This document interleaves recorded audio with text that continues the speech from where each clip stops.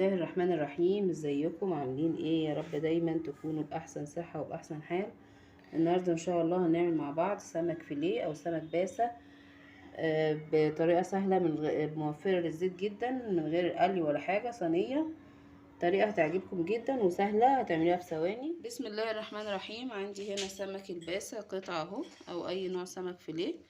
هنبدأ كده. انا حطاله خل، شوية خل، ونقعته برضو في خل وليمون وغسلته، وبعدين حطيت له كمان شويه خل، وهحط له البهارات. عندي هنا توم مفروم، وعندي ملح وكزبره ناشفه وكمون وبهارات سمك وفلفل اسود وبابريكا وشويه شطه صغيرين، ممكن تستغني عن الشطه.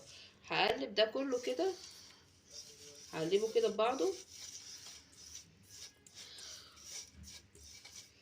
والف بيه السمك كله علشان السمك يبقى مملح وطعمه حلو. وكده يبقى عندي السمك جاهز. نبدأ بقى نجهز في الصينية اللي هنشتغل فيها. اي صينية. انا عندي هنا بايركس، ممكن تحطي شرايح بطاطس رفيعة من تحت، وممكن ما تحطيش، زي ما انت عايزة. هنا هنبدأ اهو. بسم الله الرحمن الرحيم. كده هحط زيت في الصينية كده، في قعر الصينية هبدأ احط شوية زيت، شرايح ليمون من تحت كده،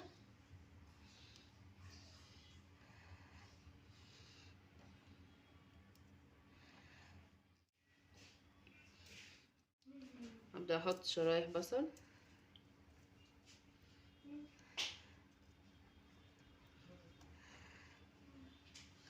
طبعا تحطيها بشكل عشوائي، بشكل منظم، مش هتفرق.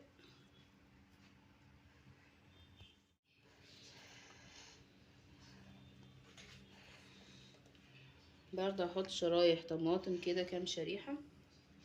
لو عندك فلفل طبعا حطي، انا ما عنديش فلفل، الفلفل اللي عندي حامي فمش هحط منه.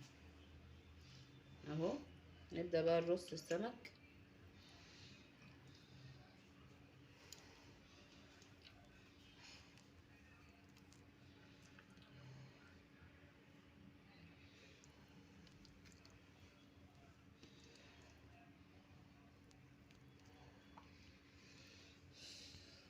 نبدأ برضه نحط تاني شرايح بصل،